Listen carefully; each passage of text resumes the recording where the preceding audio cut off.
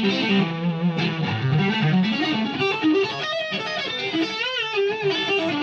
No Cover Charge boys are going to Dweezil Zappa's studio. Dweezil Zappa, son of Frank Zappa, is the founder of Reward Music, and just put out a 2.5-hour apostrophe concert that features his dad and George Duke playing with his band, available at dweezilzappa.com. We have Andrew and Eric running things behind the scenes. Thank you, darling.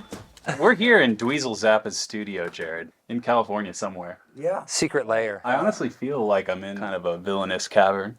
Well, you know what's crazy about this is there's a switch in the control room that I can lower this whole ceiling down. Really? So it's almost like the trash compactor in Star Wars. Ah! Oh, please. So this is normally where we record drums, and we have the ability to totally, completely change the shape of the room and the tone of the drums. Yet another episode on the road of the No Cover Charge podcast. And we're doing a sort of joint episode on your channel and Right. on our YouTube channel. So you can find more of what you're about to see on Dweezil's channel. I don't know what to expect. You kind of prompted us with this, Dweezil. You texted or we chatted on the phone. I got some weird guitars. That's kind of where you left it. It's transformed beyond that to I've pulled out many one-of-one guitars. Okay. Things you won't see on the street anywhere. Yeah, this is the spot. We had a weird gear episode. This is not weird gear. This is Oh, it's weird. okay. Weird gear part 2. This is like Dweezil's weird gear episode. Yes. This is the stuff that I think to myself, I need a guitar that'll do this, but nobody else does. You know? Yeah. Now I put in a couple that are a little bit more straightforward, but for the most part, you're going to be experiencing guitars that should frustrate the hell out of you because you will not know what to do with them. So on this podcast that you're watching now, it's going to be a pretty deep dive into a lot of these instruments. Dweezil is going to demonstrate primarily the instrument's potential, I would say. We'll see where this footage ends up, but then on your channel, it's going to be a much more concentrated attack of the guitars by Jared and myself. Right. So, Oh boy. And this amplifier. Yeah, I think it should be an equal opportunity offender experience. Okay. This amp, it was made by Peavey. They actually put this out in the 90s. I designed it with two guys that worked at Peavey at the time. One guy, James Brown, who was one of the guys that worked on Edward Van Halen's 5150. Wow. When it first came out through Peavey. And the other guy was John Fields. And this amp is a solid state amp, but it does things no other amp does. And people seem to like the look of it, but they didn't know how to use it because it's labeled weird because it's based on the dashboard of an old Aston Martin. So you have things like oil and temperature and battery and stuff like that. And people are like, I don't even understand so what it James does. Bond would love this amp. For sure. It has this EQ section that is, you look at it and you go, oh, it'll be like, a Boss graphic equalizer. It's nothing like any guitar graphic equalizer. It's frequency ranges that you typically don't use for the guitar. But that means you can make wild sounds out of this. Are there some of these out in the wild? There's a lot of them out in the wild. In fact, Cool. right now, if you tried to look one up and we could, We'll pop one up. I bet you could find one for like under $500. Cool. Dude, They're about to go up. I was about to say, I might need to get one before the episode comes out. We don't endorse price gouging or whatever that is where you amp up the price. But even if you're not even a guitar player per se, just having this in your place, you can convince your significant other it might go well in a living room.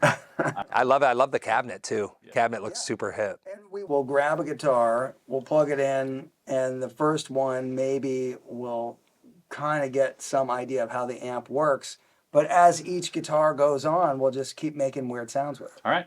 First guitar. This one was like a fever dream mixed with a dumpster fire. This idea was, what if I made a guitar that had only the low strings fretted and the high strings fretless? Okay. And what if I did that to an already made SG and put a sustain device in it so that you could That's have really cool. notes that would just go and go and go? Wow. Would you like to see a creature like that? I absolutely need to. All right, let's I feel see. like I'm at the freak show. I don't want to. I need to see it. What if? Here it is. This is exactly what I just described. It is. Is that a pickup right by the neck joint? Yeah, so here's the crazy part. When you have a Sustainiac in the guitar, it creates this rolling magnetic field that you can feel, and the string is kind of just rolling over, right? But there can be crosstalk things that happen where you will end up with noises that you don't want if you have other kinds of magnetic interference. You end up not having the neck pickup. You can get a neck pickup sound out of it that's like a thin single coil, but you can't have the throaty, because you actually remove your actual pickup from your guitar, you don't have access to the same thing. So I tried to defeat that by putting a pickup in front of it to see if I could get a different neck pickup and run it in parallel to the guitar so I could still have a neck pickup sound along with the sound that it created. And did it work? I did not make it work yet. Okay. So I was confused because the Sustainiac is not normally where I would think it is, which is that. This I was like, what kind of Sustainiac is that? But this is something else. This is the Sustainiac. Yes, this is the Sustainiac. You can go through if you want. So this is kind of like a fail at the moment. And the pickup that was in here underneath this didn't sound that great just on its own right there. Somehow it was really kind of flubby sounding. So I then said, well, what if I try to do something that's not the same kind of magnetic thing? What if I do a contact pickup, like something that you would put on like a marimba? Okay. You know? Yeah. So there's also a piezo pickup in the bridge. Now this bridge is, if you notice, it's split. Yes. When you play fretless, you have to play on the fret line to make it in tune. But if you want to play chords, you cannot do that and have them be anywhere near in tune because they're not going to be intonated. They're too far away from the fret line. I needed to make this so I could flatten the strings even further towards the nut. So I had to cut it in half and move it so I could then put my fingers where I want and intonate the guitar for the finger position. There's a lot going on with this guitar. I'm over here like sweating. I'm like, Where do you start with it? So what we can do is we can plug it in. And let me just make sure it's working correctly because it does have 2 batteries in it and I gotta make sure that. Normal frets. So these, We're right there, yep. right? I'm still with you, yes. Oh, that's All right, so cool. everything's working, but now let's, I think this is the one that turns on the Sustainiac.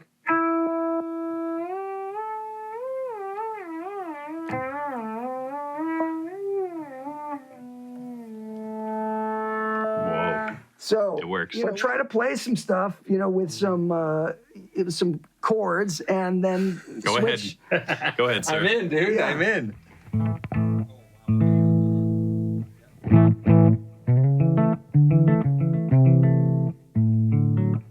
I'm going to be behind you in all your shots. All right, so now check it out. If I start adding some guts here, Yeah. this guitar is going to start sounding very different in a second. So Okay. if I go fully to 10 here,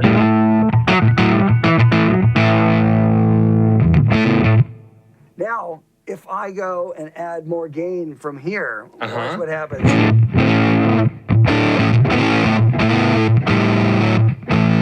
Much different. Yeah.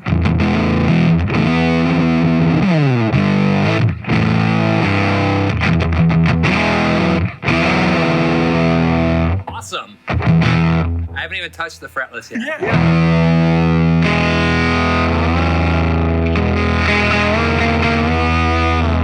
If you want the fret or the Sustainiac one, This one, it's right? That one, yeah. Let's see what it does.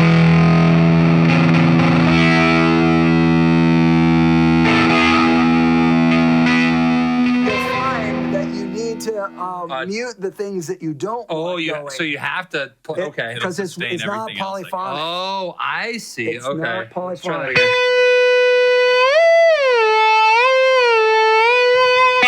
Okay, that's wild. Oh, wow, okay. It's like a theremin. Yeah. That's so cool. And then try and hit it.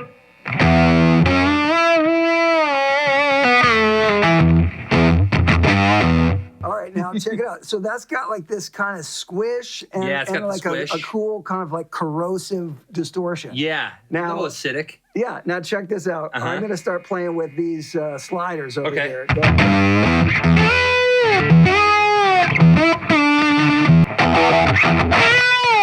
Wow.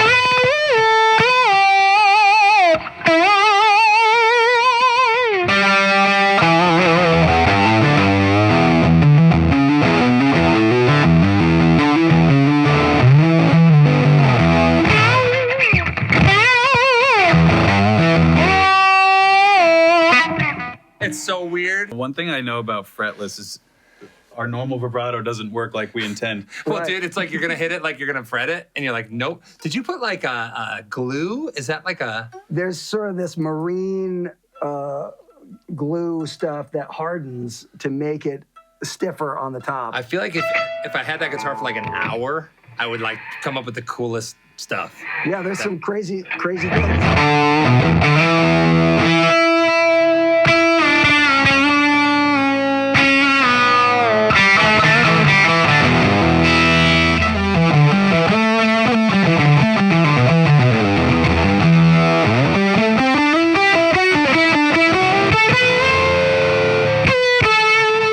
Oh, you can't do that. So this has the Sustainiac on? Did you turn it off? Or I think I was turned it still off. on. It might still be on. Try now. Now it's on. Okay, so this should be easy, a little easier.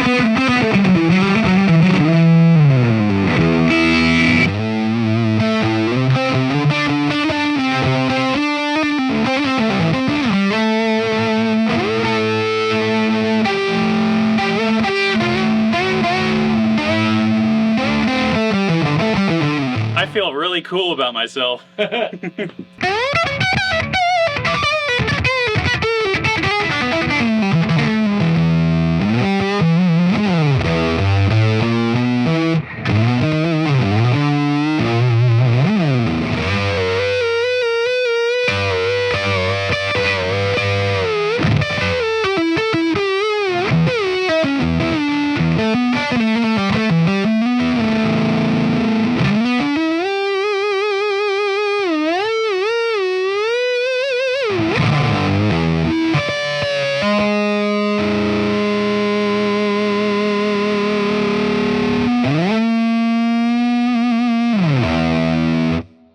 Yeah.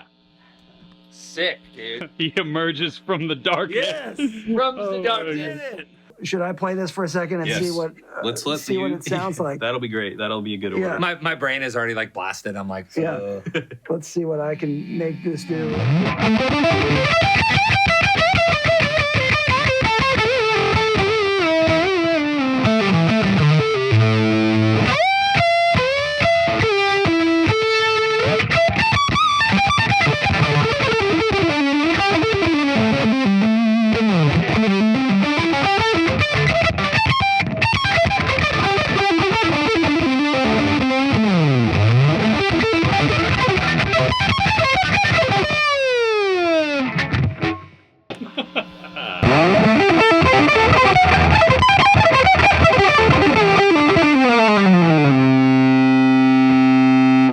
that is so sick. That amp sounds so sick. I'm gonna go on Reverb and buy one. Yep. And that's I a swear. really cool amp. I'm buying two. No, Yeah. that is so sick, dude. Where can I buy one of those guitars? Well, I think you'd have to get an SG, and then you'd have to go to Echo Park. Gabe at Echo Park did the initial fret job on this thing and put Amazing. in one of his pickups. And Shout out to Gabe, man. yeah, Gabe does great stuff. Yeah, he's Thank awesome. you, Gabe. All right, so let's move on to the next guitar, Let's shall do we? that. Wow. All right, this guitar has been acting up lately, and it also It's been naughty. has two batteries in it to run all of the electronics. This is my dad's Shut Up and Play Your Guitar, Les Paul, and this one weighs about 1 million pounds. Oh my goodness. As Johnny Guitar Watson would say, that's heavy. That weighs 1 million pounds. This thing is super cool, but it might misbehave because the last few times I played it, it was making all kinds of weird noises. So what's going on there on the bottom? So there used to be a multi-pin device where he played this through some kind of a synthesizer thing, but that's it looks like that's a gone. MIDI. that's cable out of the input. play now. But what you basically have is this turns on the electronics, and when that's off, it operates pretty much like Pretty a normal normal. guitar. But when it's on, this is a rotary. Oh, cool. You can hear that. This is basically like stepped positions on a wah pedal. Yep. And then depending on which pickup you're on, these knobs will change the value of it. So you can make it narrow or wider with this. And so you get a lot of different sounds. This will be the volume knob. This has a push-pull, which gives you a little bit more gain. And I say a little, but it's a lot. It will make it probably push too hard into this. I've noticed that sometimes if you have active electronics with this, there's like maybe an impedance thing that happens where some things it just has a weird relationship with, but we'll see how it goes. I think Jared will see how it goes check it first. I'm gonna see how it goes, you guys. Oh, I had to help you with that. Oh yeah, she's got some weight. Fall through the earth if you're not careful. Yeah. It's funny, any like Les Paul, you look at this knob configuration, and it gives you the ultimate anxiety. You're like, what Something's is that? wrong. Yeah, Something's what's wrong. happening? Okay, guys. So let's see if it's. You might have to press the button.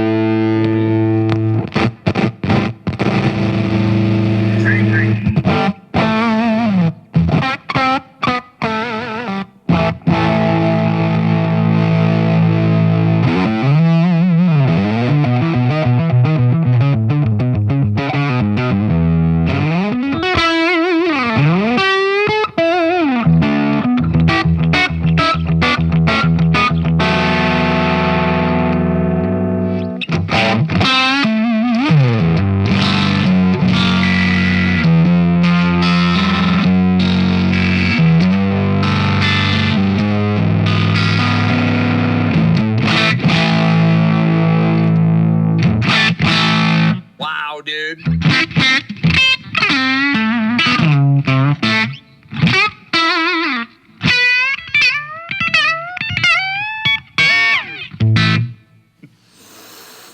So there's a lot to take in with it. There's a lot to take in with this instrument. Take it away from me. This thing's cool.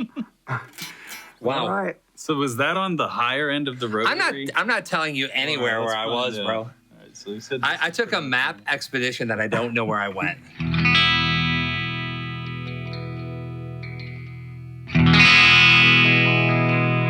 Do-de-do-do. Yeah.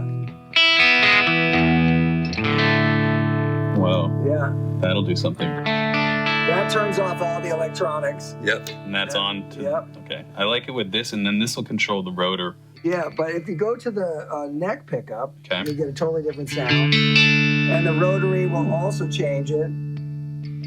Here, play a little bit. I'm gonna rotary.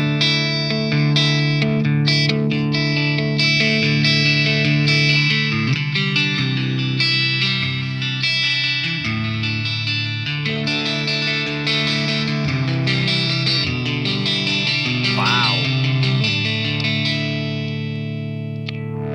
Whoa.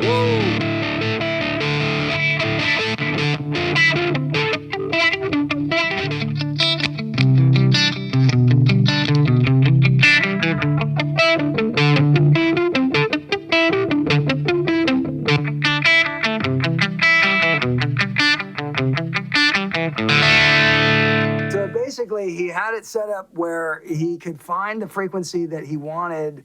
It's kind of like this, where if you were on stage and you wanted to find the frequency node that would make it have more sustain, and you add gain just in that area, that's why the wah is like a half cocked, or you can narrow or widen the cue. Right. And so, if you have, it's not really working exactly as it normally does. There's something, you There's a can little hear bit of, yeah. Yeah. Yep. But But this is the kind of thing where like you can find this frequency and see if you can get it to feedback.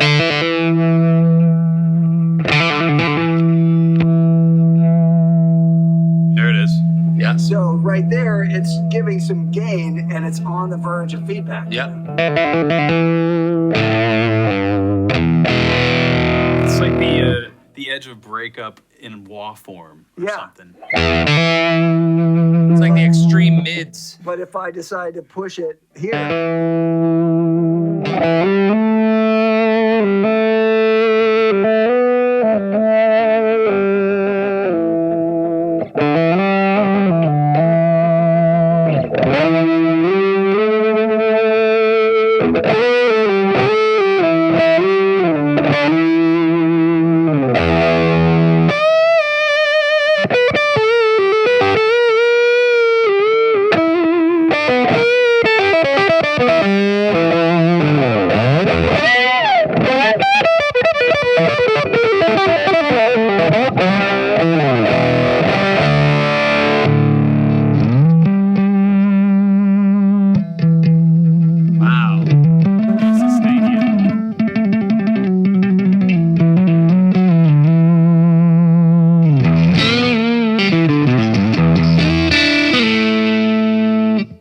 sound like a Les Paul. Not at all.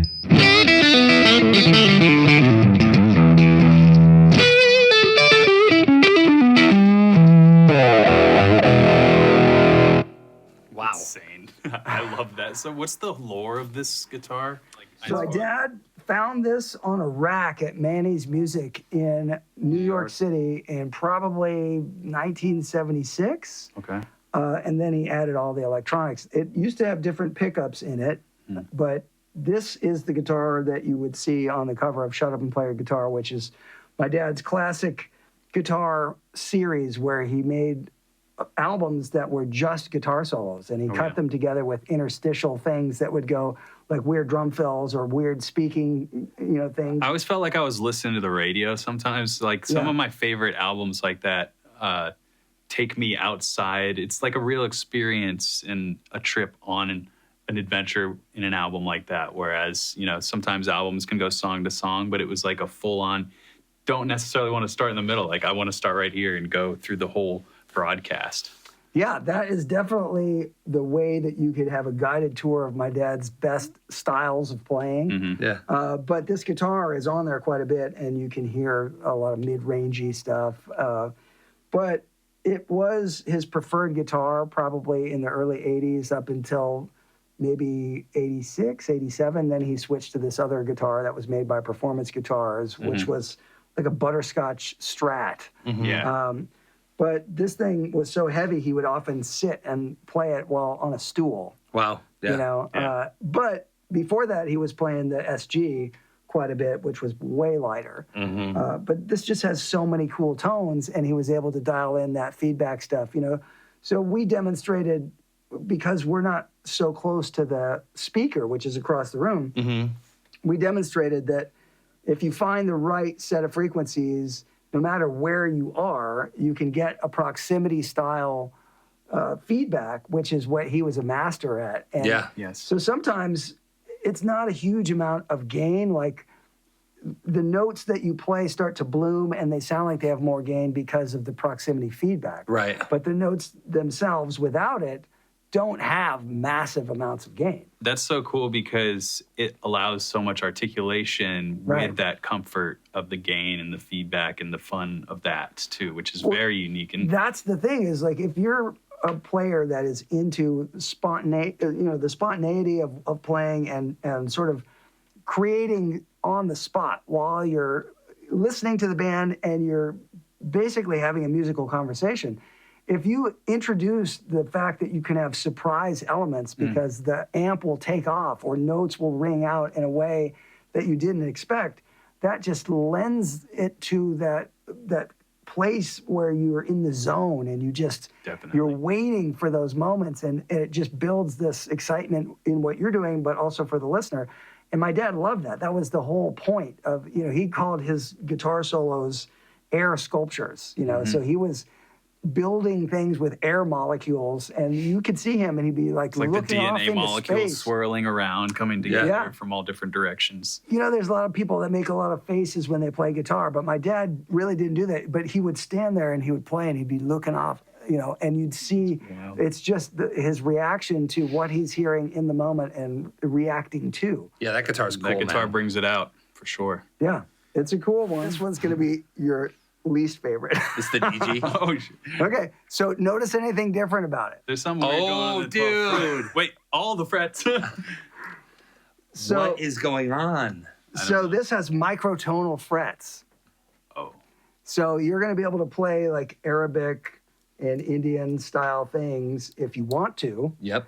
What if we don't want to?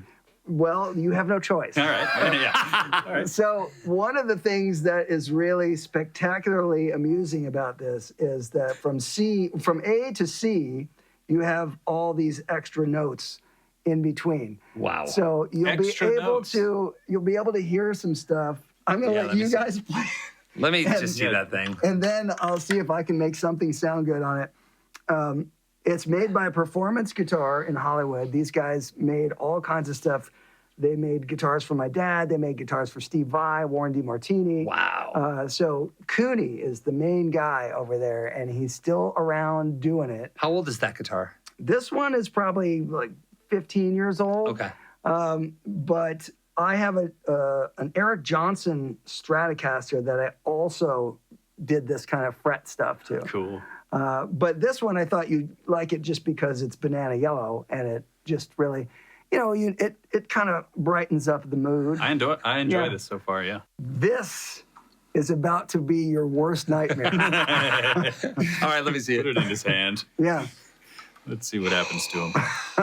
I'm getting out of the way. Yeah. there we go. Okay. Uh-oh.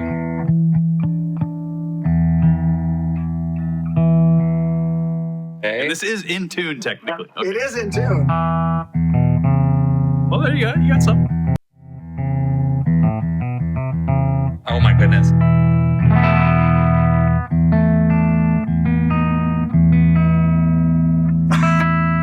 Oh my goodness.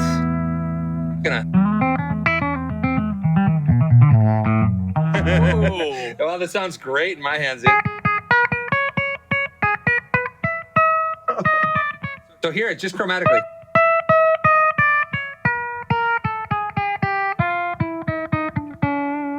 Wow, I don't even know what to do. I just have to like make a riff. Try to play normal chords that you're used to. Oh.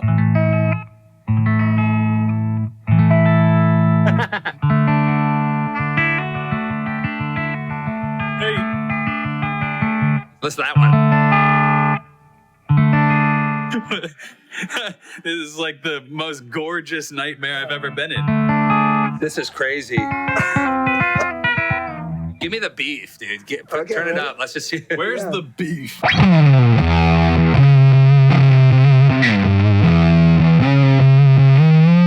You don't have to bend, just fret. Take it. Wait, let me see. All right, let's go back to like. Give it something crazy. Okay. I saw your fingers like this.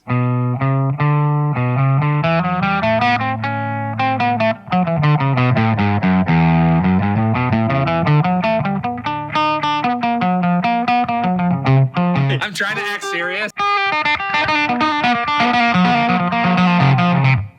That's my Dweezil riff.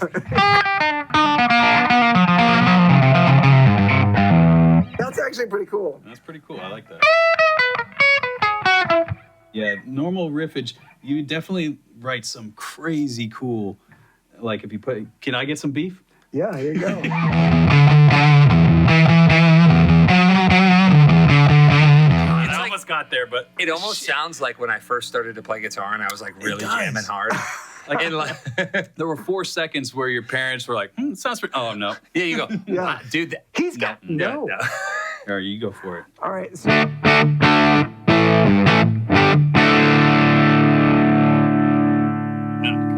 It's a cool D chord.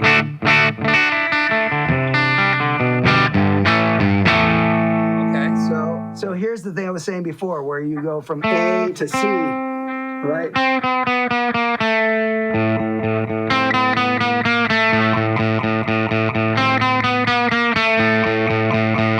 You had to keep it simple, man. That's the key. So that right there is almost like Nancy Sinatra. These boots are made for walking.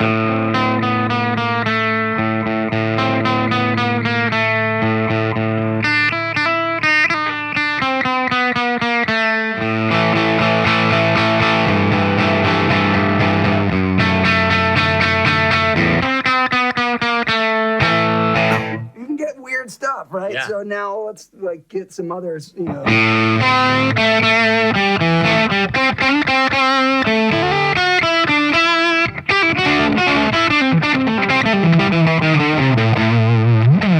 It sounds Middle Eastern to me.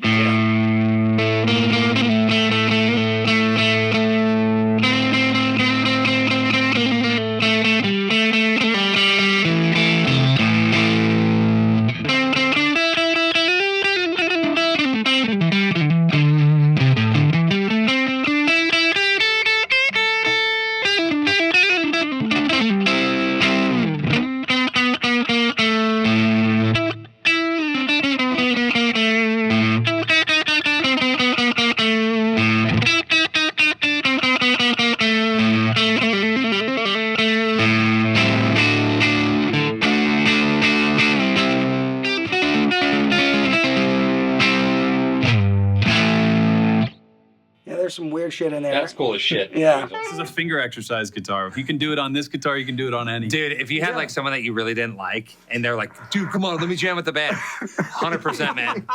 Load you up. Just give him that Dude, guitar. I got a great guitar. Just Yeah, get it. you're like instant Steven Seagal. Before you put that away, can I just try something super quick? I feel like I have to play bad riffs on this just to demonstrate.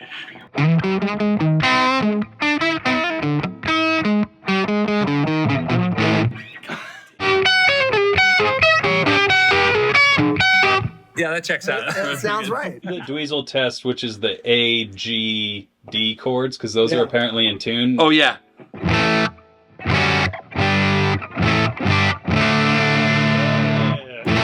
Dude, it's like, this guitar's easy, bro. Try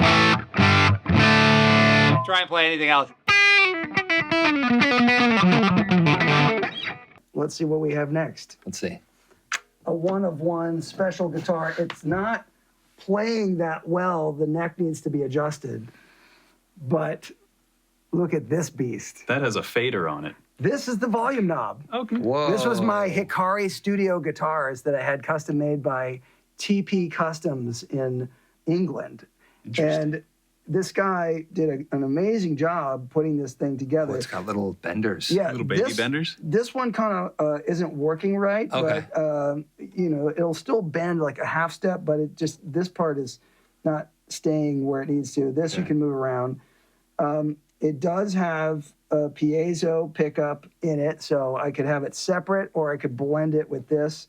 At the moment, we probably don't need to blend it into this because we're not really going for that sound. But unfortunately, even without it plugged in, you can hear it's buzzing down here. Sure. So some of the notes aren't going to come out the way that they should, but it has these like Charlie Christian style pickups. It's a really bizarre guitar. I just said, hey, I want to get like the Ramones kind of Moser thing. Let's make it like a black and white deli cookie. Let's put a fader because it's a studio guitar. Yeah. And let's do some gold leaf in these little That is areas. funky, man. Yeah. And so it's beautifully crafted. The wood is really nice. Look at these tuners. I like it. Beautiful. You I like know, it all. The guy did an amazing job. It's just somehow I need to get the neck adjusted and get this dealt with a little bit. But let's go ahead and We'll find out. That thing looks cool, It's got man. two inputs. Which one do you I feel go like I into? had a the first one is the one that you're going to plug into. I feel like I had like a Dan Electro at one point that kind of looked like this. Yeah, like a baritone one or something. Okay, let's see what we do. All right. So the red knob might also need to be done, but.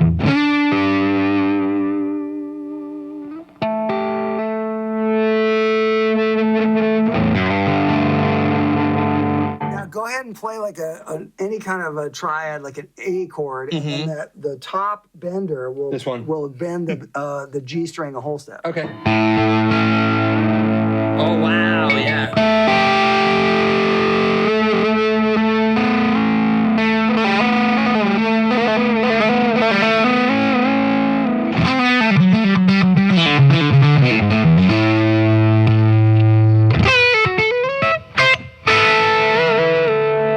Really cool, man.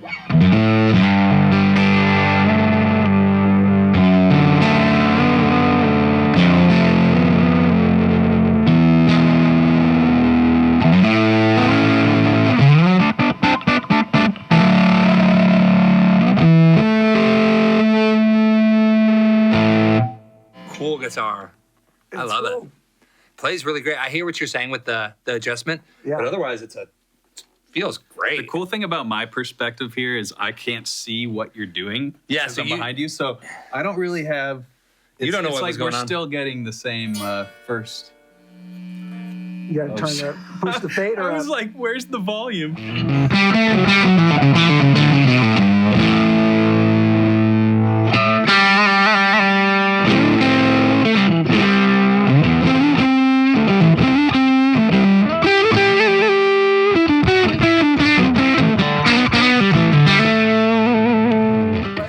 For a crazy tone where you get this like a fuzz and then this weird twang in it. Oh yeah. And I'm just moving it constantly while you're playing and trying to find what's really resonating. Yeah.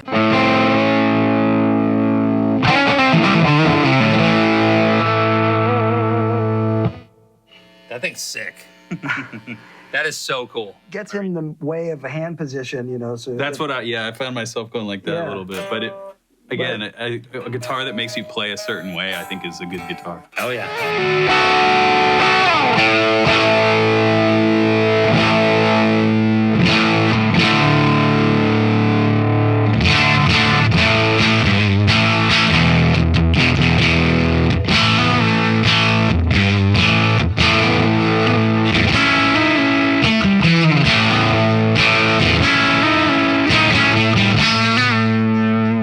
Love the look of it too. It's kind of hard to beat on the looks. The look factor is can't like beat a black and white cookie. Let's go for the next one. A normal We're guitar. both looking, we're like a normal guitar for most things, but it's the Jimmy Page Les Paul. I don't know if you've ever played one with these. No, I haven't. Switches. Oh, there's switches underneath the pickguard. So you've got something like 21 different sounds that you can make with this guitar because you can push pulls. 4 of them? Yeah, so you have all kinds of things that you can do to make it in and out of phase, series parallel, all kinds of stuff. What a gorgeous Les Paul, dude. And when you play it, you'll be like, wait a minute, that's not a Les Paul neck. So it looks kind of thin. It is. It's very thin. So apparently this is based on the one that was his favorite one, which I could be wrong about this, but I think he got it from Joe Walsh. Yep. So this is a pretty nice that thing looks guitar. Awesome. Very nice guitar. Oh, that is thin. Yeah. Okay, now let's see, man.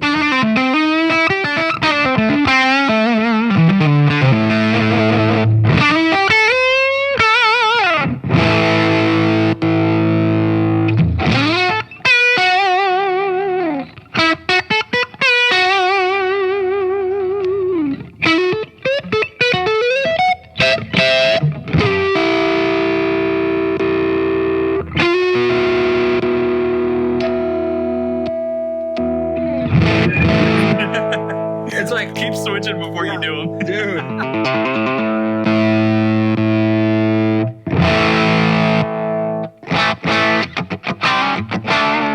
It's super like out of phasey.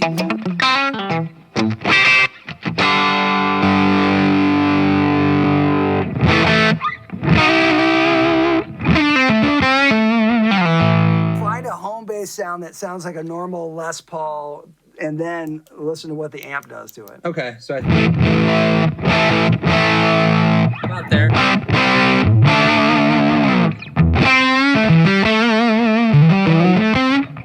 All right, right, so we're not in the lead mode, but I'll go into that after let's dial in some frequencies here that just make this start to really give even more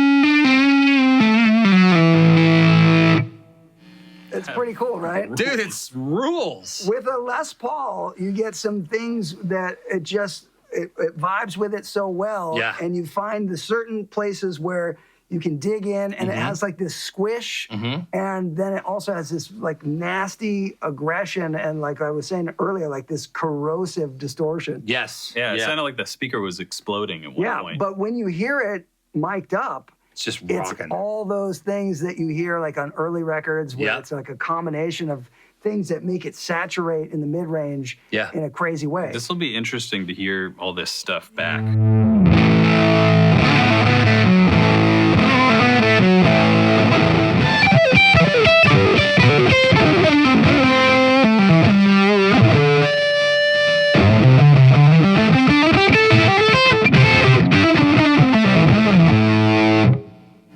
I didn't even switch any knobs because I was just having a good time. Yeah, you're just digging that amp.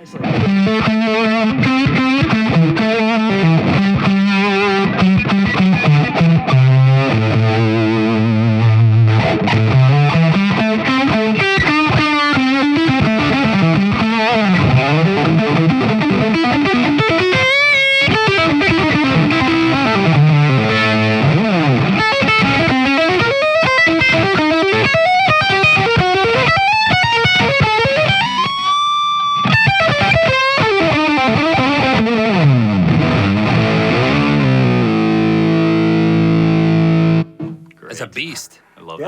Yeah. But that's not what you expect when you look at this. No, not at all. And the way it just makes each guitar have its own personality is what I designed it for with these guys. And I love it, but like I said, I've seen people do reviews of it where they call it the worst amp ever made. Wow. I mean, you have to own that amp.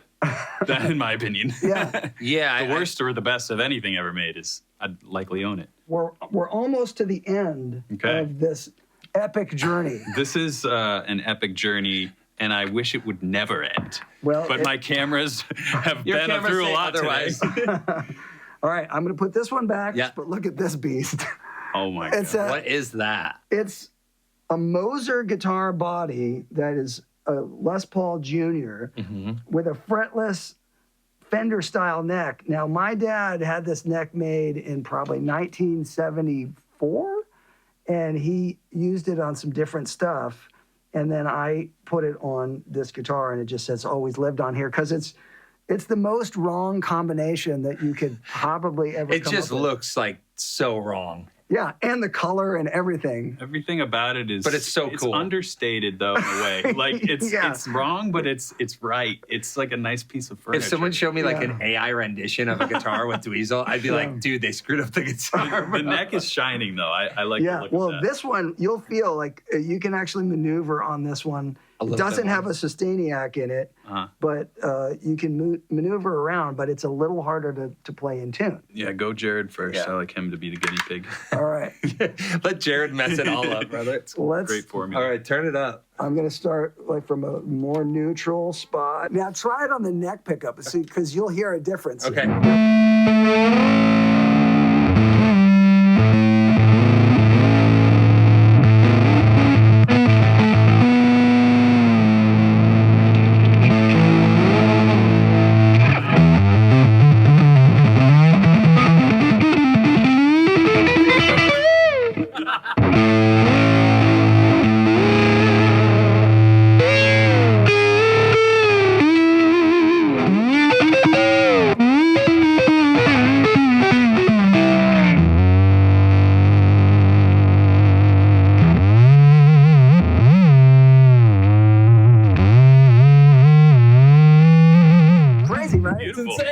that's just the lead guitar sounds from the amp itself. We have no pedals. Although we have one on the floor, if you wanted even more gain, you could step on it. Let's just see what it does real for fun.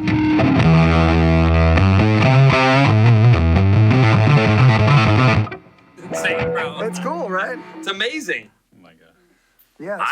I think I found my new favorite amp, dude. So I think you did. Does this work with does this have a clean, some sort of You want a clean sound? Just to see if we can. Yeah. Well, that's not fun. So what's that one on the... Like, go from that to, just to demonstrate where we're at from. Sure.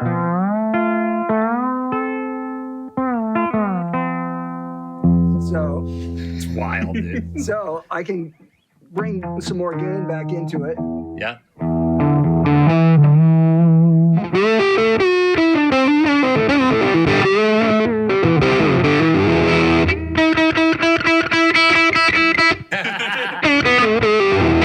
It makes you feel like you're like, I know the note is there, but it's not Somebody there. give me a Stark. Yeah. But the thing is, like, as I'm moving all these things, you can hear all the mid-range and the really cool frequencies of the lower mids. That you can like never when you get were out. playing those low notes, and it sounded like a synthesizer. I know. It's you know? insane. And you have tons of gain, even without any extra pedals. But it's this kind of chewy fuzz kind of thing, you know? One of my favorite players is Leslie West. Yeah, it's got that vibe. I feel like you can carve that out of it, which is really sick.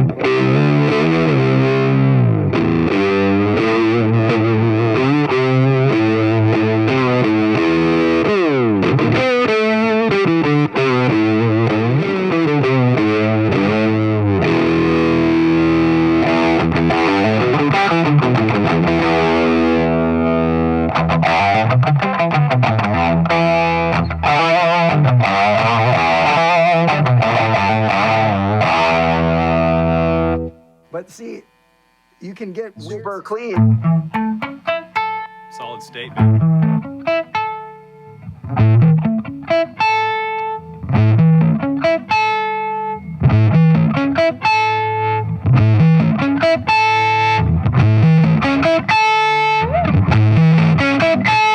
It's like you can have all these different ranges with your volume knob. Yeah, it really reacts. And that's really cool. Check this one out. All right. So What is one, this? This one has a story. I'll let you plug it in, but it's so it's a star-shaped guitar, right? It originally started its life as a Kramer guitar.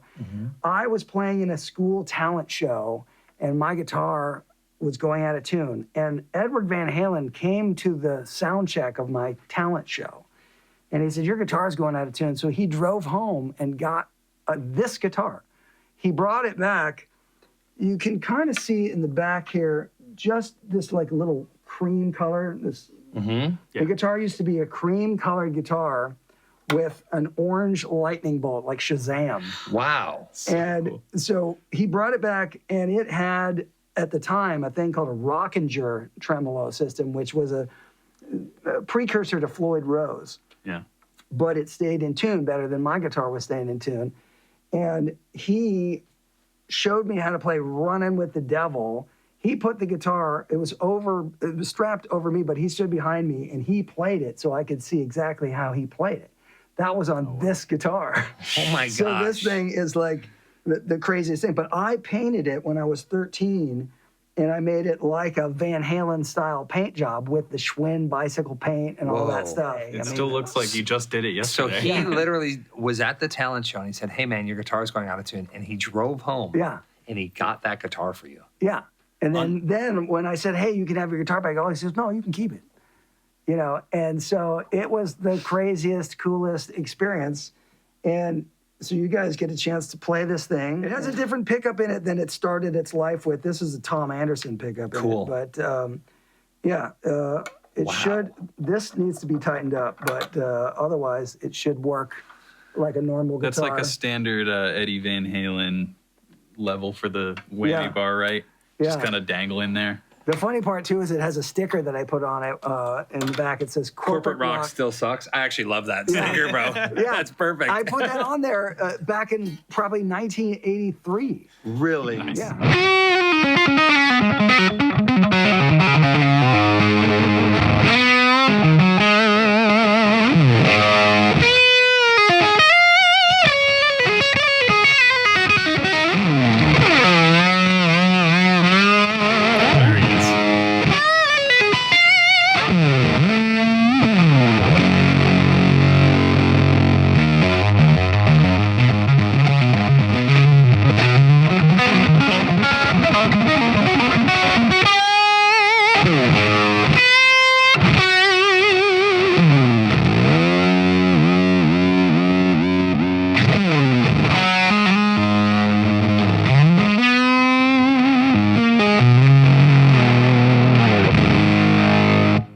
So you also added some light speed to that. All right, I'll take off the light quick.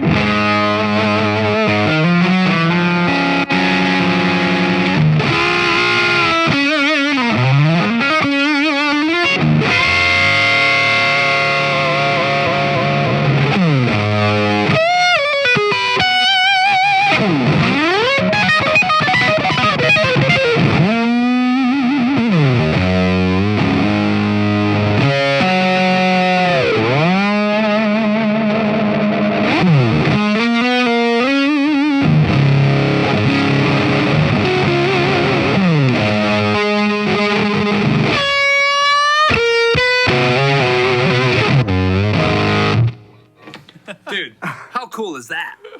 Thanks for letting me play it, man. Yeah, sure thing. It was cream colored.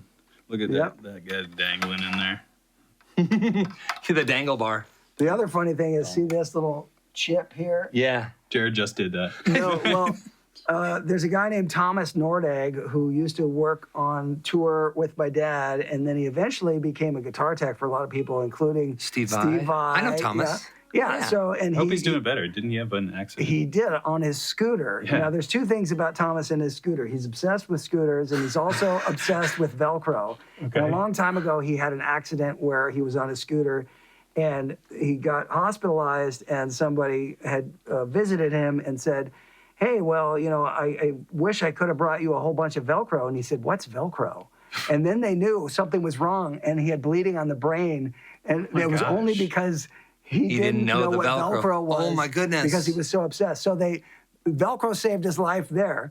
But the thing about Thomas is he picked this guitar up from Performance. It had some work done to it. Ouch. And it wasn't in a case. He had it on his scooter. I don't know if he had it strapped around his back. Oh, no, and It fell off, and it hit... Thomas! It hit the edge. This guitar, hopefully... Of all guitars you have. It survived.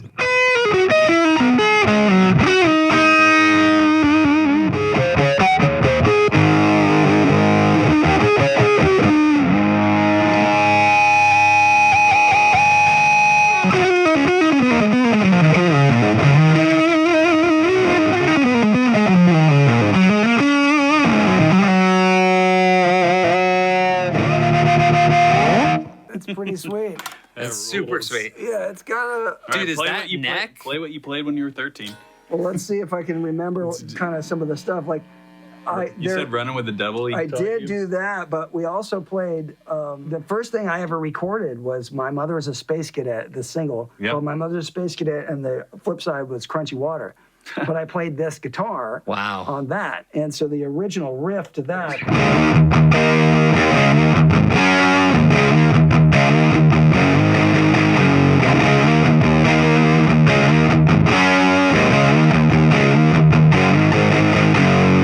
So I was 12. That was the first riff I ever wrote. And that was the main riff of this thing. But on the record, he played slide on the intro. So he changed it, and it was like a...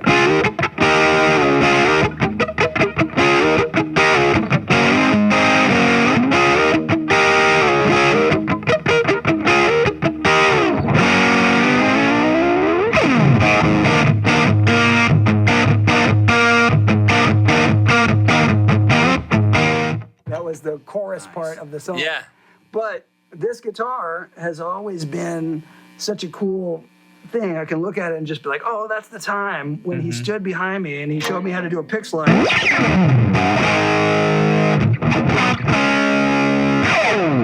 All that kind of stuff. You know, I got to see it up close. I was like, oh, that's so cool. Because I was playing it wrong. I was playing, I was doing, but he said, no, it's this.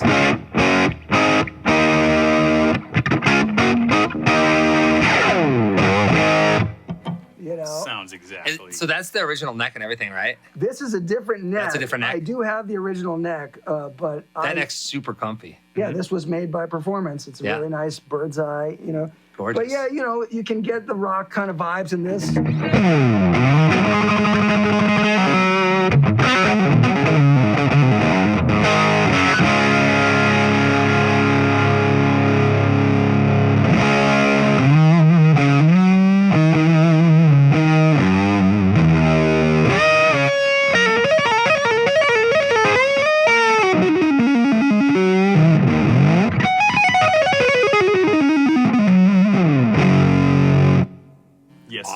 Yeah. At that time, there was no MTV. There was no, you didn't have anything like what we have now with YouTube or the internet or anything. So the only way you got into people's records was you bought them and you sat and you listened with reading the liner notes, and you and your friends, you would talk about every little bit. And so at the point where I had the experience to meet Edward Van Halen, it was such a random thing because he had called our house and wanted to talk to my dad. Yeah. They ended up, he came over and they talked about building studios because he was about to build 5150. And so we got to playing guitars, and he ended up producing that Space Cadet record and some things. But the entire time as a 12-year-old, and I had only been playing guitar for like 9 months at that point, you know, so I could barely play the guitar. Yeah. And he was like a superhero, you know, so totally. I would see that, and, you know, you only have the vision in your mind of what that is. So you can't even comprehend how powerful that is as a 12-year-old. Like, this is the coolest thing. It's a bit like what people would have if they wanted to meet Muhammad Ali or something like that, you know? It's like he was this actual superhero. And I got to learn some really super cool shit. You know? For sure. It's like, it's emotional. I'd say you learned a lot of super cool shit. Yeah, it was like, you can't duplicate that. It was really cool. How often do you take all of these strange guitars out that you've allowed us to play today? Like, what's the average use per year? Some of them are out all the time, and most of them are hidden away, and I haven't played them for many years. That's awesome that we got to display these. Because this is seriously, man. I've never seen any of these guitars. Obviously, they're one of ones. Is that true? They're all one of ones. Yeah. They're all very unique, very rare, and above all, I think the amp might have stolen the show. Is that possible?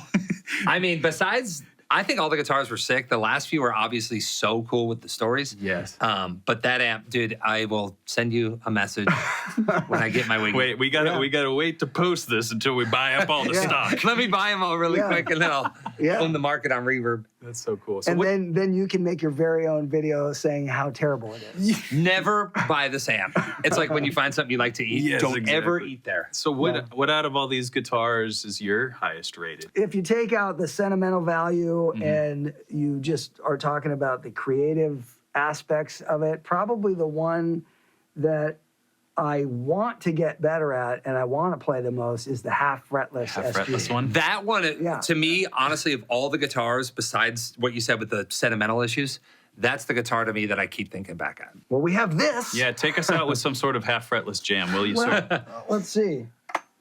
Let's see what we can do.